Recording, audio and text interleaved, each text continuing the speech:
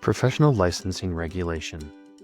This presentation will explore how professional licensing is regulated in Montana, including the roles of boards and the department in the legislative and rulemaking processes.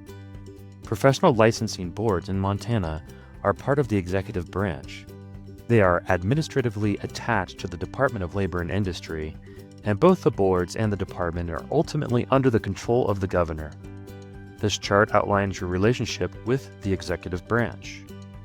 Board members who serve at the pleasure of the governor are expected to support the executive branch policies, including the governor's budget, legislation by request of the governor, legislation by request of executive branch agencies and approved by the governor for introduction, other bills on which the governor or other agencies have taken a position either in opposition or support, and the governor's veto messages.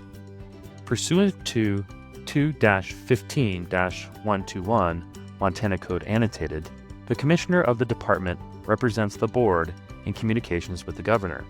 The department and board members may not communicate with foreign governments or sovereign nations, including tribal sovereign nations, without approval or assistance from the governor's office. Quasi-judicial versus quasi-legislative. Boards serve in both quasi-judicial and quasi-legislative capacities.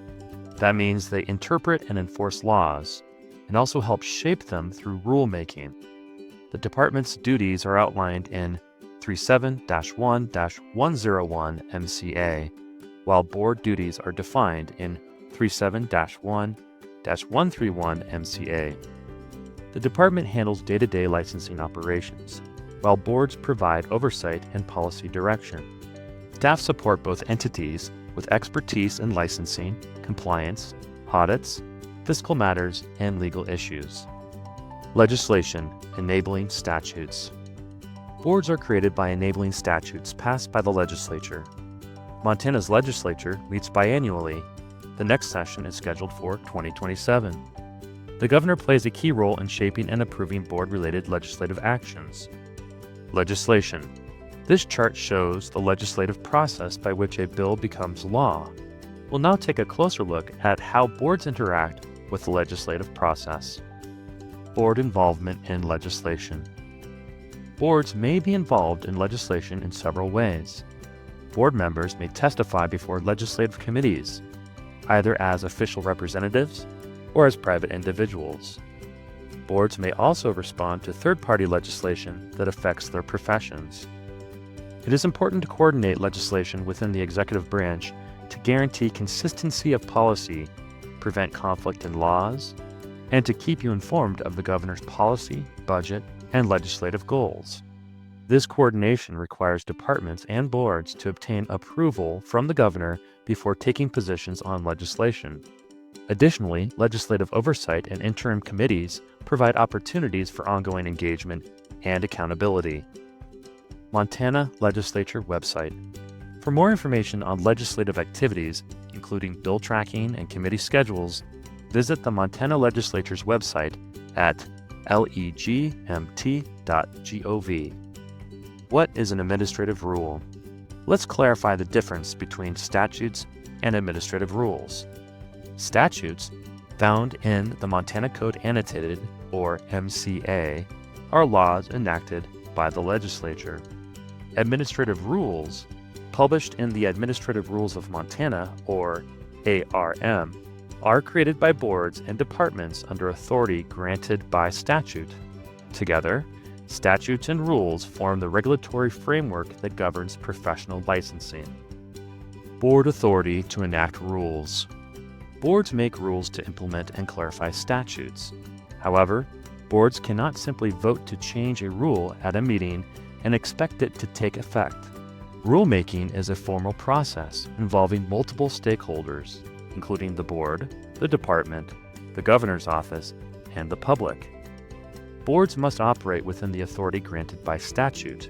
Their power to make rules is not unlimited.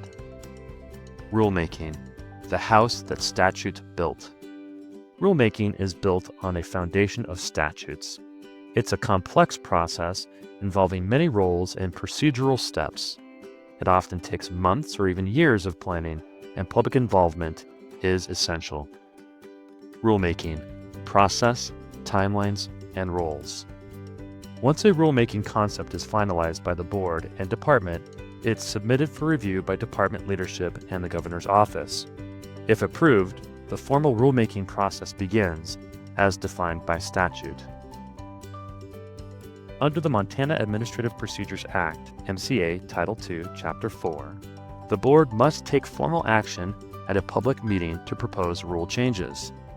At this meeting, the board must also determine whether the proposed rules will significantly and directly impact small businesses. Small Business Impact Determination. Before adopting a proposed rule, the board must assess its impact on small businesses.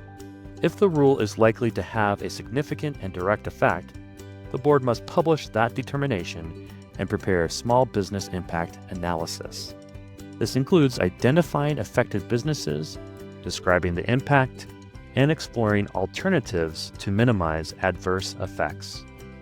Rulemaking process recap.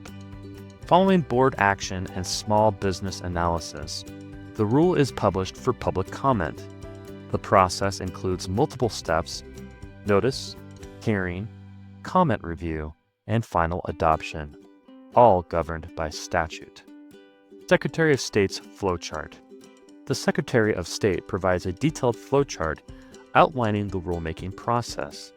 This is a helpful visual reference for understanding the sequence and timing of each step. Rulemaking procedures are designed to ensure fairness in agency proceedings. As a board member, having to anticipate possible administrative and/or judicial review of your actions, including but not limited to antitrust liability, you should make every effort to comply with all procedural due process requirements for rulemaking and follow the advice of counsel. The rulemaking process can be costly, so it is additionally important to clearly articulate why the rule is necessary under the particular time and circumstances. Thank you for participating in this training.